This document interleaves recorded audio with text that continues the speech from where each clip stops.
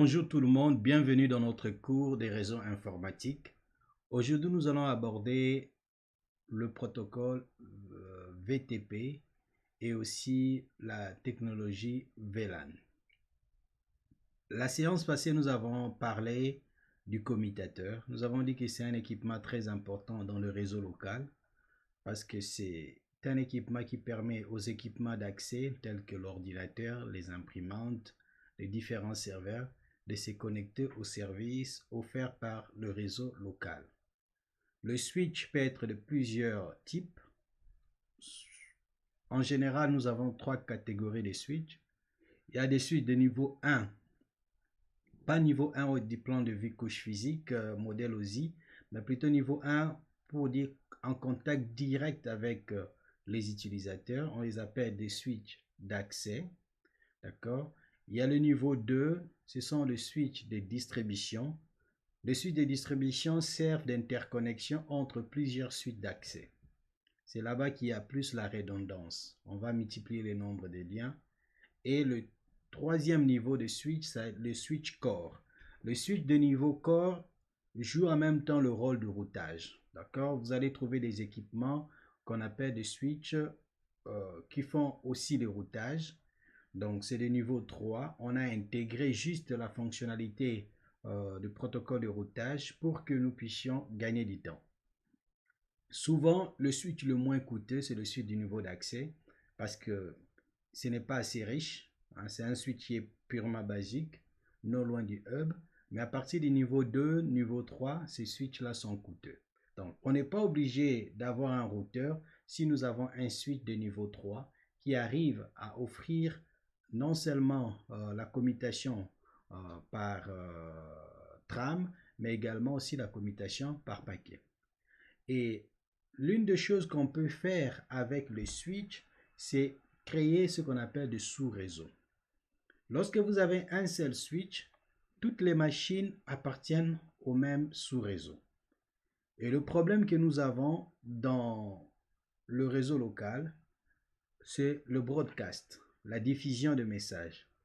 Plus il y a des diffusions de messages, plus le réseau est saturé. Il faut trouver un moyen pour réduire la diffusion de messages. Donc, la technique consiste à créer plusieurs sous-réseaux. Donc, si on veut le réaliser physiquement, donc on doit avoir un routeur pour que à chaque sous-réseau, on dispose d'un commutateur et on fait le travail. Maintenant, avec un seul commutateur ou plusieurs, on peut aussi créer des sous-réseaux qu'on appelle des sous-réseaux virtuels. Et en termes techniques, ça s'appelle VLAN, Virtual Local Area Network, comme c'est mentionné en bas.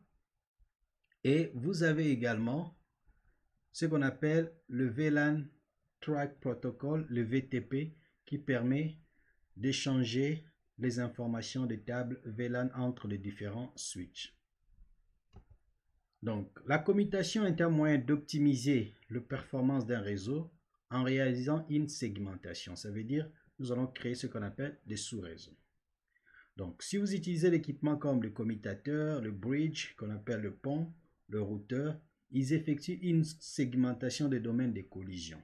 D'accord? Il y a deux mots techniques que vous devez retenir, le domaine de collision et le domaine de broadcast, de diffusion. Le domaine de collision, c'est le fait que lorsque vous utilisez une technologie en bus, les machines qui sont connectées à cet équipement d'interconnexion sont tous dans le même domaine de collision. Ça veut dire que le paquet envoyé par une machine sera écouté par toutes les autres machines. L'équipement par défaut qui fait cela, c'est le hub. Quand vous installez le hub, toutes les machines qui sont connectées au hub sont dans le même domaine de collision. Pour empêcher d'avoir beaucoup de collisions, on introduit un autre équipement de niveau 2 qui est le switch.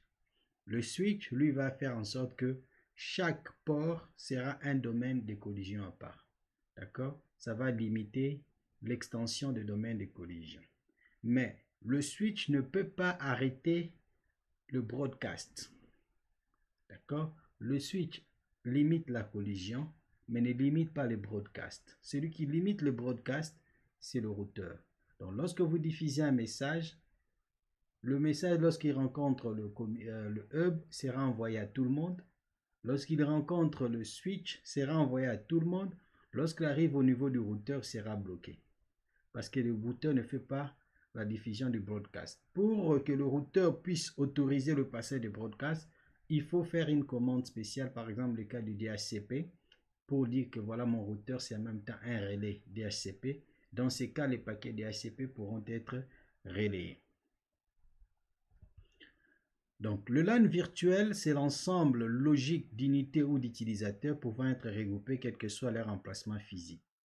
L'avantage que nous avons avec le réseau locaux virtuel, le LAN, est que nous ne sommes pas obligés d'être au même endroit physiquement. Par exemple, vous avez un immeuble de 5 étages. Je peux être au 3e étage, une autre personne est au 1er étage et un autre membre de l'équipe est au 5e étage. Nous tous, nous sommes dans un même réseau local. D'accord? Nous formons un seul réseau local et ces réseaux-là vont faire en sorte que vous puissiez communiquer sans problème. Donc, avant, c'était l'attachement à un switch qui définit mon réseau. Mais maintenant, quel que soit l'emplacement, il suffit juste de configurer le switch pour accepter un certain nombre de VLAN et le VLAN sera configuré. Donc, on peut regrouper les gens par fonction. Par exemple, tous ceux qui sont ingénieurs seront dans un sous-VLAN, dans un VLAN particulier. Cela fera en sorte que les ressources, les données qui sont propres au VLAN ingénieur ne seront pas accessibles aux autres membres de l'équipe. Par exemple, les comptables, les financiers, ils auront leur réseau aussi. Leur logiciel ou leurs données ou leur serveur ne sera pas accessible par tout le monde. On peut regrouper aussi par protocole, les différents protocoles de couche 3, de couche 2, de couche 4. On peut y regrouper aussi selon les adresses MAC. Donc, on peut faire plusieurs VLAN, tout dépend de la stratégie qui sera mise en place. Donc, lorsque vous regardez par exemple l'ancienne méthode, on crée des sous-réseaux selon les attachements au switch. Nous sommes au niveau 1, tous les équipements qui sont au niveau 1 auront le même sous-réseau. Nous sommes au niveau 2, tous les équipements qui seront dans le niveau 2 auront le même sous-réseau.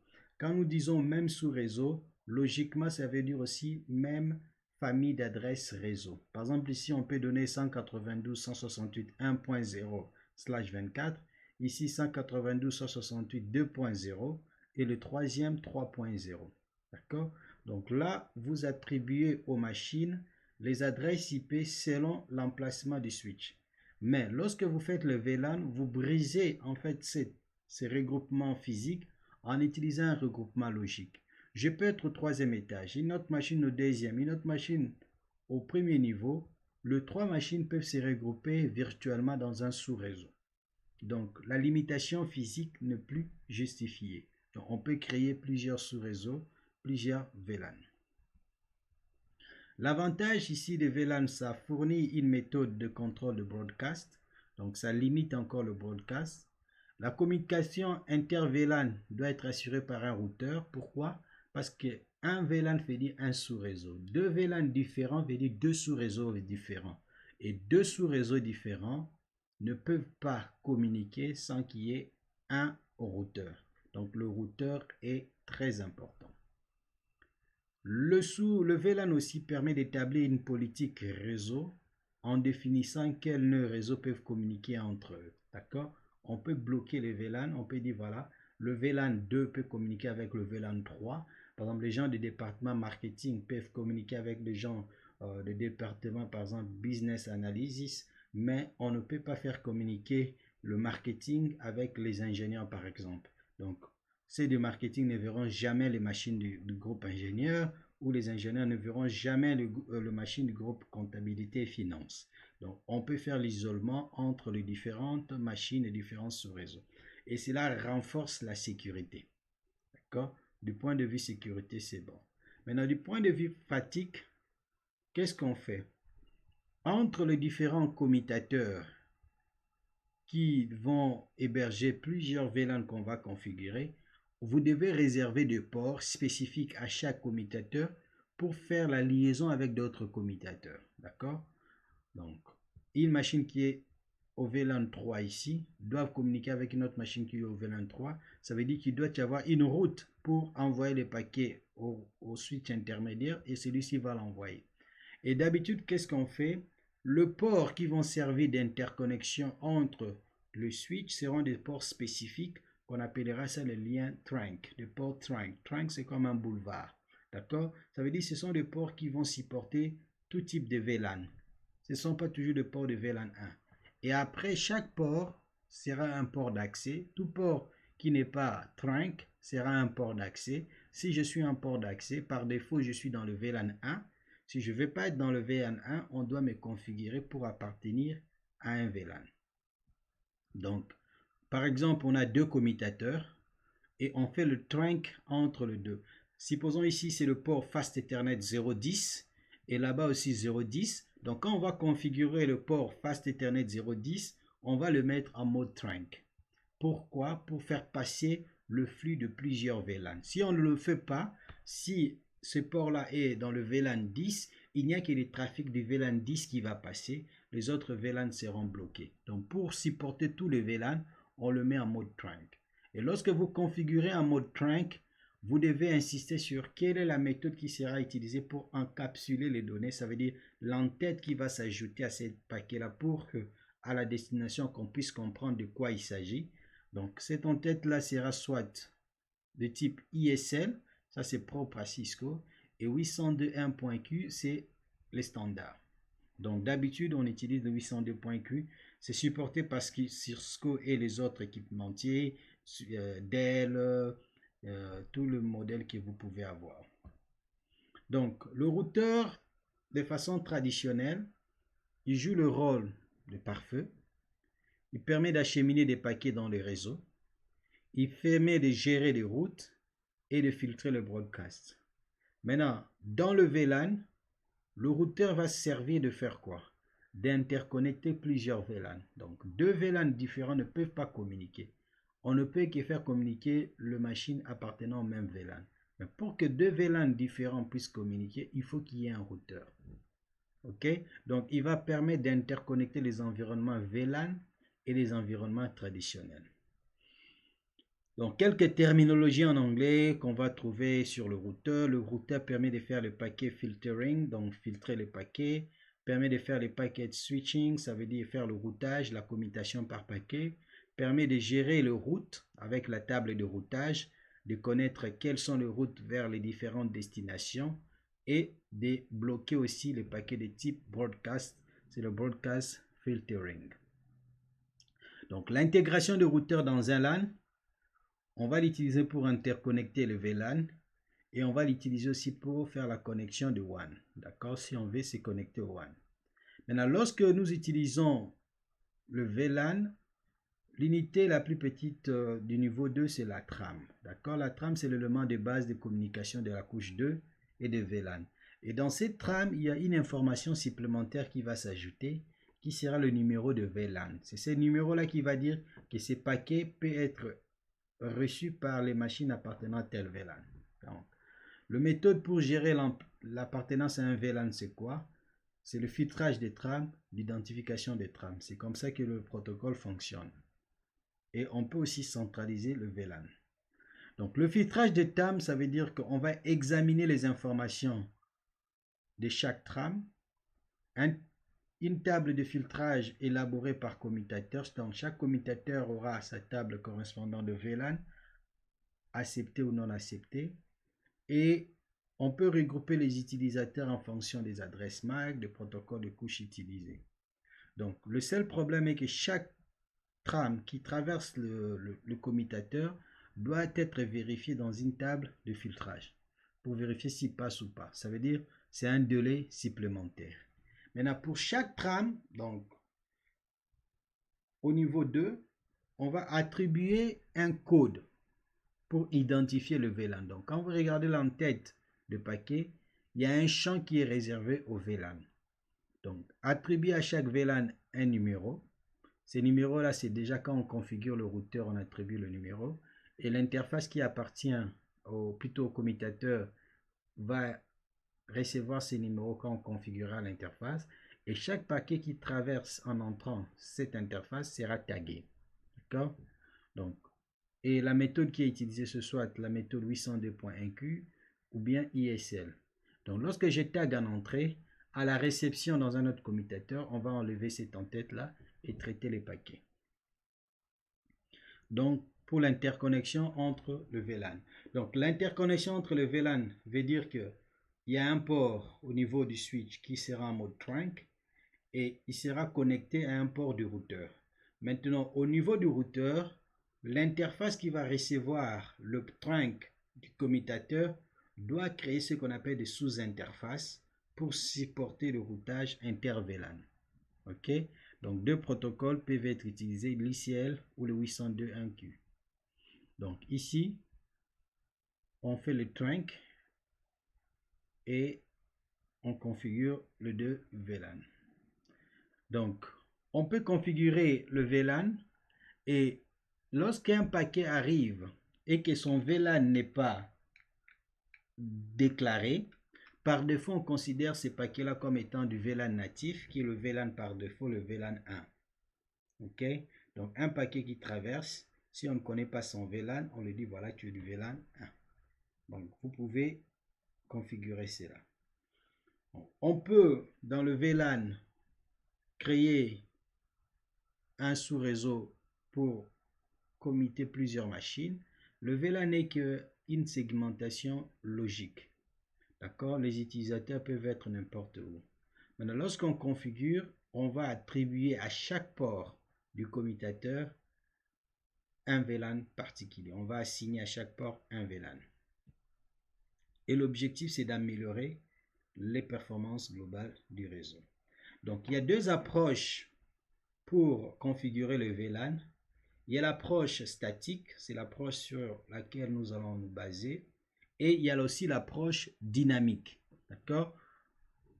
L'approche dynamique, c'est l'approche la plus intéressante, mais souvent, ce que nous faisons, c'est l'approche basique qui est l'approche statique. L'approche statique consiste à dire que je vais prendre mon commutateur ou plusieurs commutateurs, je vais définir le range, une rangée. Je vais dire par exemple du Fast Ethernet 00 à Fast Ethernet 010, je le dis, premiers ports seront du VLAN 10.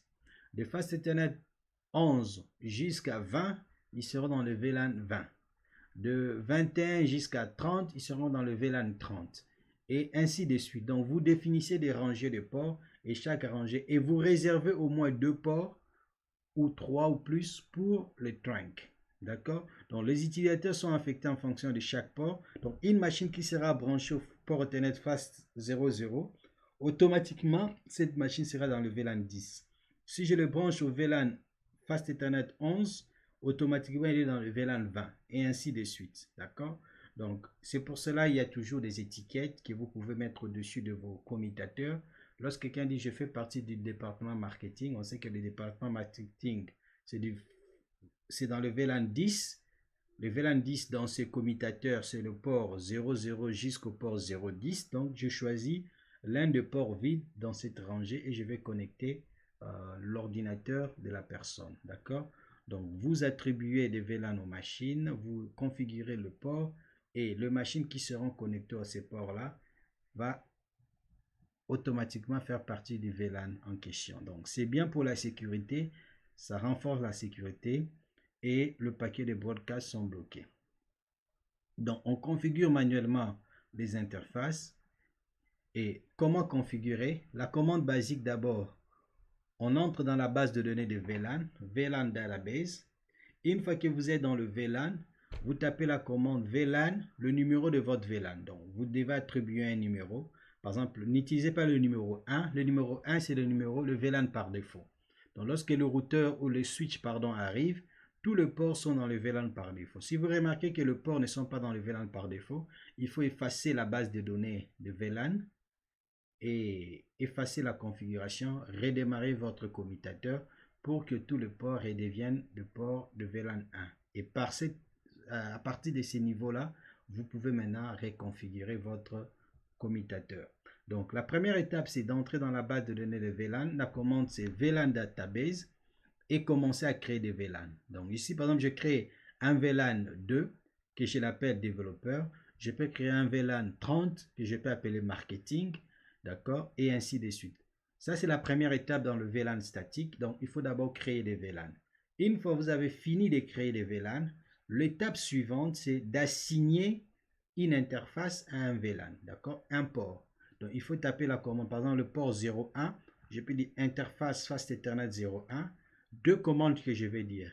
Je vais dire, je mets ce port en mode accès. Ça veut dire que ce n'est pas en mode trunk parce qu'il n'y a que deux modes. Soit je suis en mode accès ou je suis en mode trunk, d'accord? Donc, je le mets en mode access et je le dis, quel est le VLAN attribué à cette interface. Donc, un port ne peut que appartenir à un VLAN s'il est du mode access. Mais s'il est du mode trunk, il peut recevoir plusieurs VLAN. Donc, ici, je dis, je le mets en mode access et ce port va représenter une machine qui est dans le VLAN 2. Donc, je configure. Et je peux faire ça pour tous les autres ports, ainsi de suite. Mais d'habitude, on utilise la commande interface range où on donne une rangée de 00 à telle valeur pour ne pas répéter la même action plusieurs fois. Donc, vous entrez dans le VLAN database, c'est la première étape. Vous créez votre VLAN. Par exemple, ici, on crée le VLAN 30, on l'appelle admin. Vous sortez et vous entrez dans l'interface. Vous le mettez en mode access et vous le configurez. D'accord? L'approche dynamique consiste maintenant à dire, voilà, au lieu que je configure chaque interface et je la distribue à un VLAN, je peux avoir un serveur dans lequel j'ai enregistré toutes les informations de mes utilisateurs. Par exemple, vous avez une base de données qui contient tous les utilisateurs de l'ISPT. Si chaque étudiant a son ordinateur, on enregistre l'adresse MAC de chaque étudiant. D'accord? Et on lui dit, voilà, pour telle adresse MAC, s'il est de L2, il sera dans le VLAN 40. S'il est dans le L1, il sera dans le VLAN 30. S'il est dans le G1, G3, VLAN 20. Mais s'il est de G1 et G2, c'est VLAN 10. D'accord? S'il est dans l'administration, c'est VLAN par exemple 50.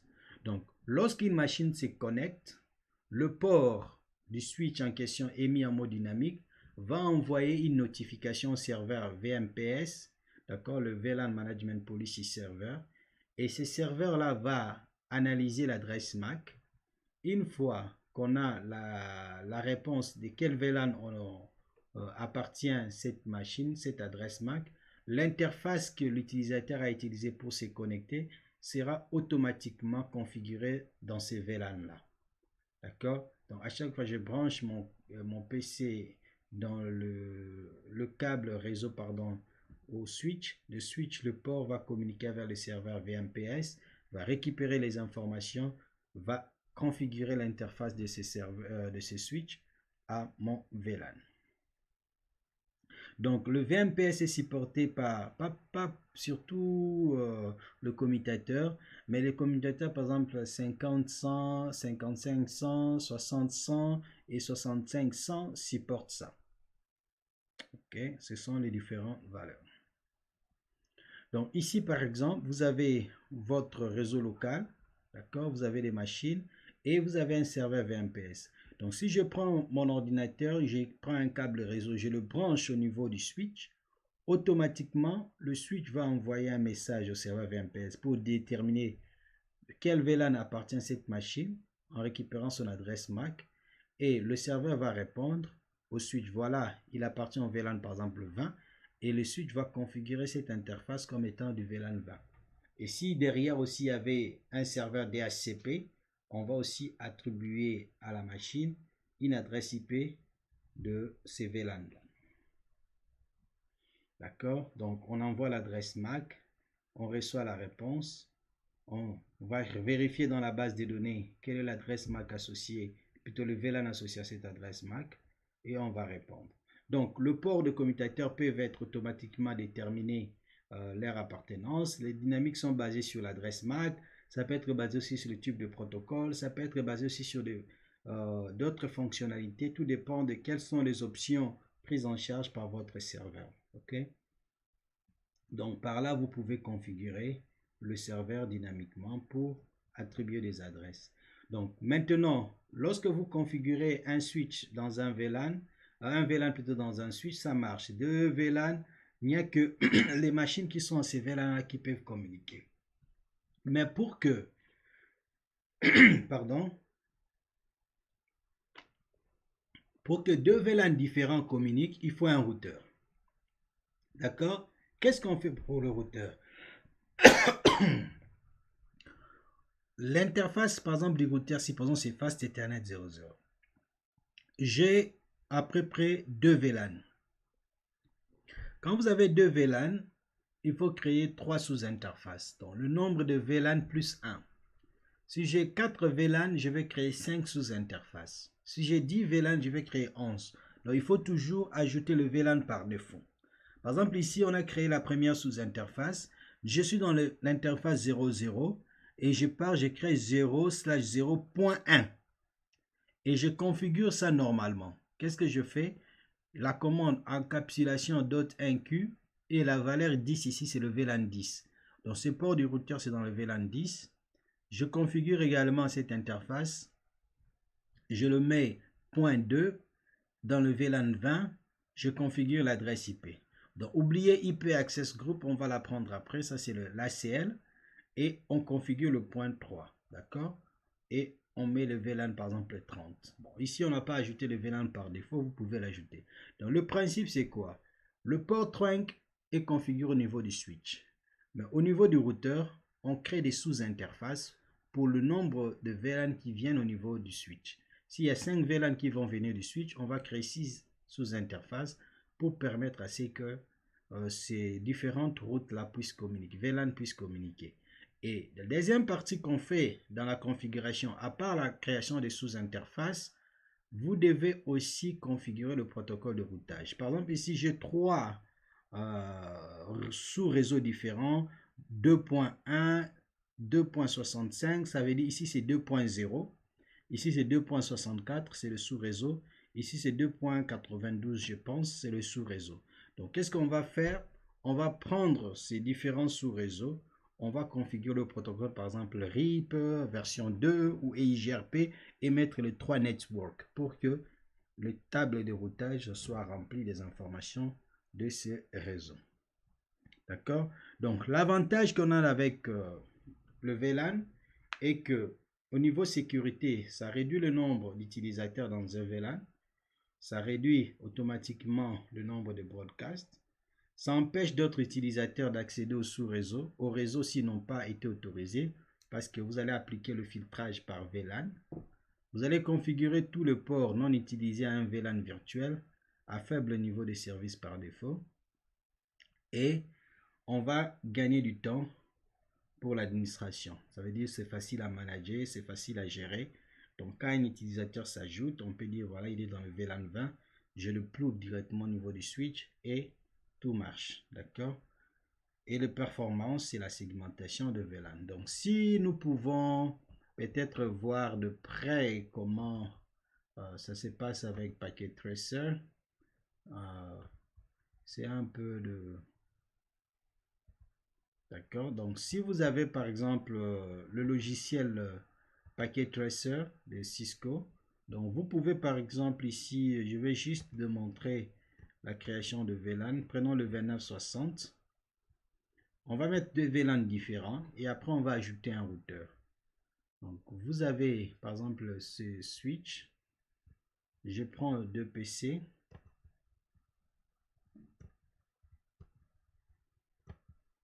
Et je vais les relier.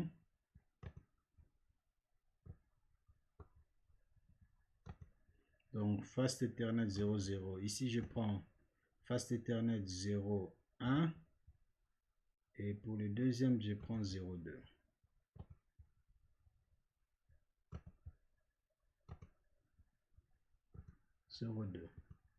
D'accord. Si vous regardez de près, vous avez les 01 et les 02. Donc, si vous cliquez pour configurer, je pense que j'ai le même problème que la dernière fois. Je vais essayer de régler ça.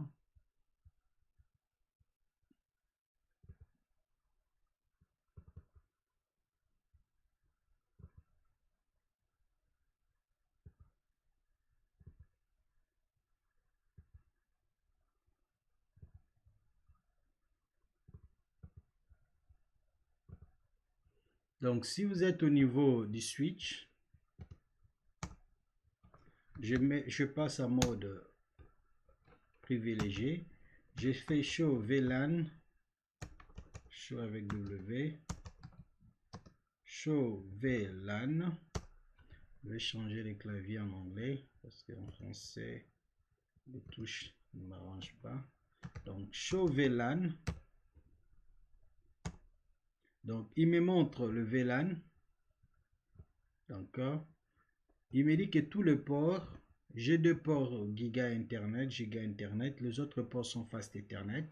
Tous les ports sont en VLAN 1. D'accord. Il y a d'autres VLAN qui sont créés par défaut. Donc, qu'est-ce qu'on avait dit? Il faut d'abord aller VLAN Database. D'accord. Là, vous êtes, mode conft, VLAN Database, en mode configuration. Pourquoi invalide?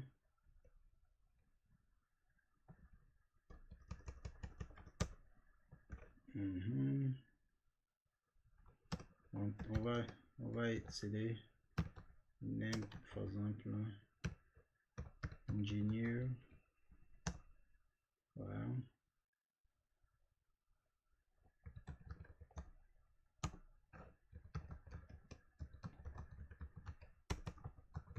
Pourquoi c'est vrai? Ok. Donc, c'était pas mode privilégié. Donc, VLAN 10. Le name, par exemple, je l'appelle marketing. Ok. Je crée un autre VLAN 20. Je l'appelle par exemple ingénieur. VLAN 30. Je l'appelle par exemple name admin. Donc, si je mets show VLAN, donc vous allez remarquer parmi les noms de VLAN, nous avons d'autres VLAN qui sont créés. Donc, je descends. Ok. Donc, vous avez ici les trois VLAN qu'on vient de créer. Le VLAN 10, le VLAN ingénieur, le VLAN admin. Donc, je vais donner le VLAN, l'interface conft, configure terminal, interface Fast Ethernet 01. Donc, je vais mettre le Fast Ethernet 01 dans le VLAN, par exemple 10. Switch port, la première commande, mode access, d'accord, et switch port,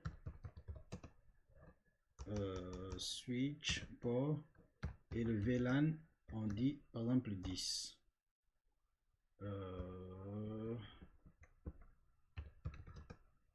Je pense, je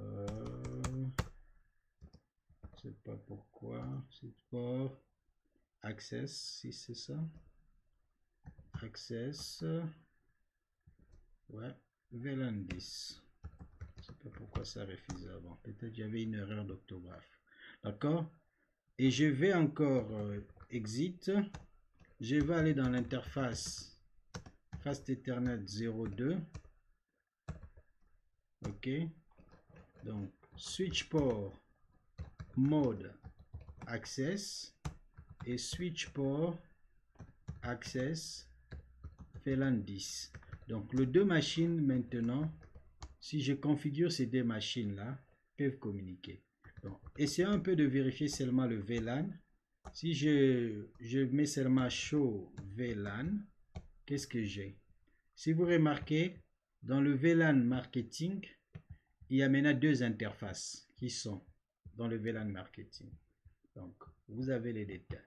Vous pouvez aussi aller directement dans show interface Fast Ethernet 01.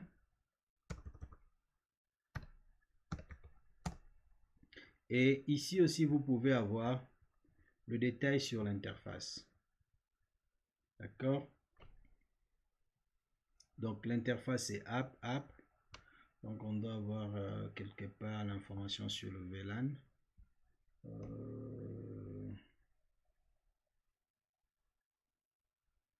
Fast Ethernet line app.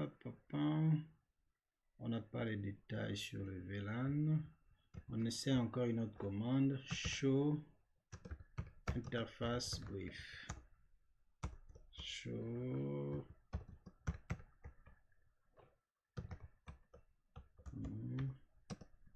Or show IP interface brief.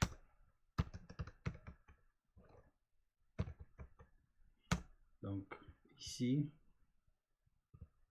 donc on a les détails sur les interfaces, protocole app, ok. Donc il faut juste voir ça sur show VLAN pour voir les VLAN. Dans les détails ici, il n'y en a pas. Donc ici, vous avez. Par exemple, on peut faire aussi pour admin et ainsi de suite. Maintenant, pour le routeur, ce que j'ai dit tout à l'heure, c'est quoi? Je ne vais pas vraiment travailler sur ça. Vous allez le faire au TP. Pour le routeur, prenons par exemple un routeur 2901. Je vais vérifier si ces routeurs supportent... il n'y a pas les ports Fast Ethernet. Non, il n'y a pas de Fast Ethernet, il n'y a que du serial. Je n'ai pas besoin de ces routeurs. Il faut un routeur où il y a... Prenons le plus basique. Prenons celui-là. Donc, prenons le plus basique. Essayons de voir un peu. Je vais voir le côté physique. Je sais que vous ne voyez pas ce que je vois. Mon routeur peut-être... D'accord. OK. Donc, je vais essayer un peu de partager cet écran.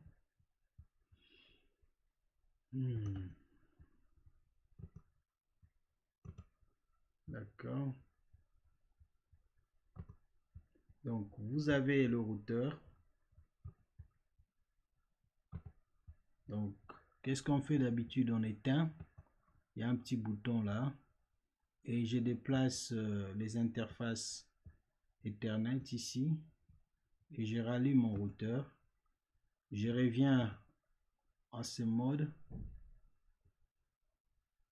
Donc, le routeur est en train de démarrer.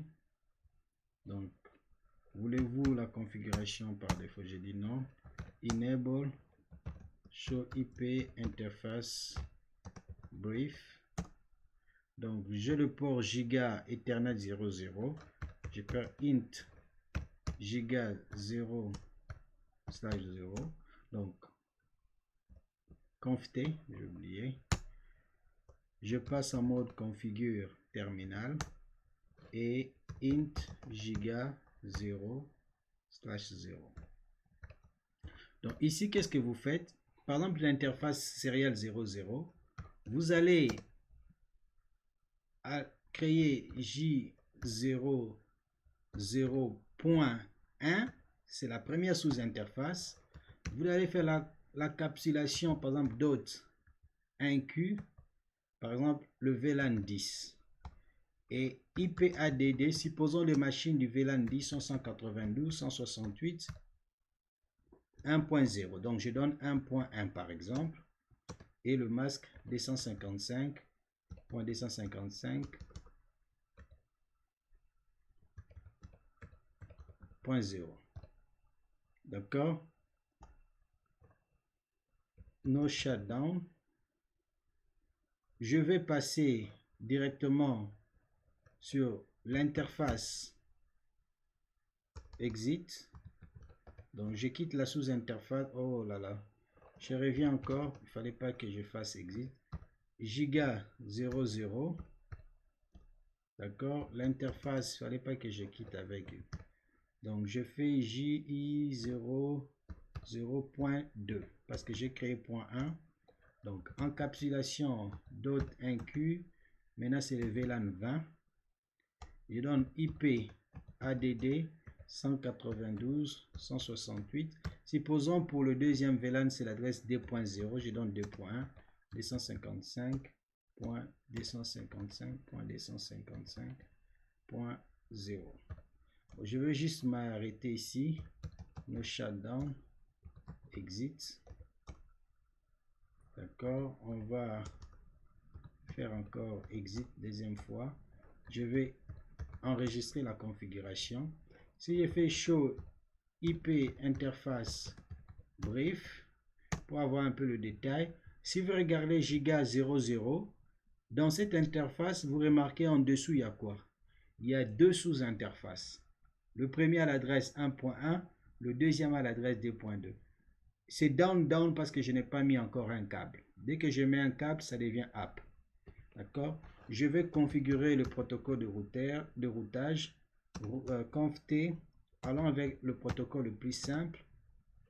Conft, on configure par exemple le routeur RIP version 2. D'accord? Et je lui donne le network 192.168 1.192.168 1.0 et net 2.0. Donc je donne le 2.0 et je fais exit. Exit. J'enregistre la configuration. D'accord? Donc si je fais show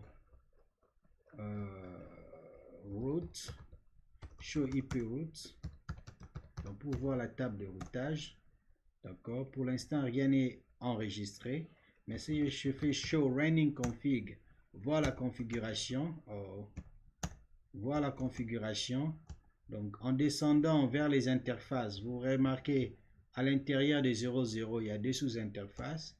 Et quand on va arriver au niveau du protocole RIP, vous voyez, il y a les deux protocoles qui sont... Donc, vous segmentez l'interface des connexions en plusieurs sous-interfaces. Donc, qu'est-ce que nous allons maintenant faire? Ici, le routeur est connecté au switch.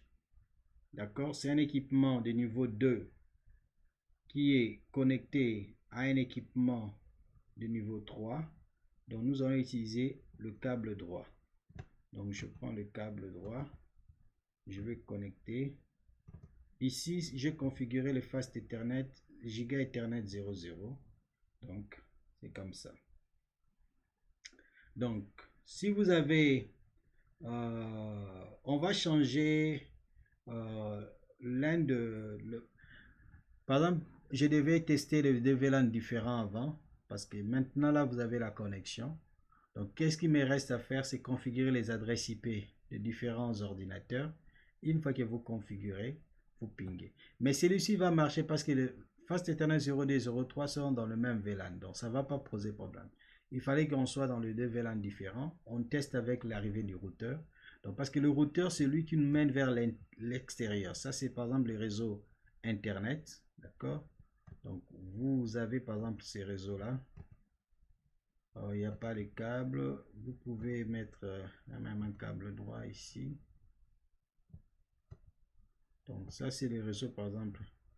Ça, c'est les réseaux Internet. Donc, vous pouvez simuler ça. Ça représente l'Internet. D'accord? Ça peut être votre carte réseau local. Vous pouvez configurer ça. Comme ça, vous pouvez, de ces deux routeurs, aller vers l'extérieur. Donc, ça, c'est un peu la configuration avancée pour votre niveau. Mais pour l'instant, voyez-le comme si vous avez deux machines dans le réseau local et vous avez le routeur pour aller vers l'extérieur et le routeur est connecté sur Internet qui est le provider, le fournisseur d'accès Internet.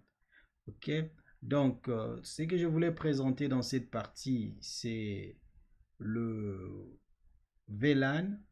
Et dans le VLAN, nous avons vu que le VLAN permet de regrouper plusieurs machines de façon virtuelle. Et le VLAN possède plusieurs avantages. Donc, nous allons passer au prochain chapitre. Et dans les prochains chapitres, nous parlerons des access lists. Donc, les access lists vont nous aider pour faire le filtrage des différents paquets. Donc, je vous souhaite bon courage et je vous dis à bientôt pour le prochain chapitre.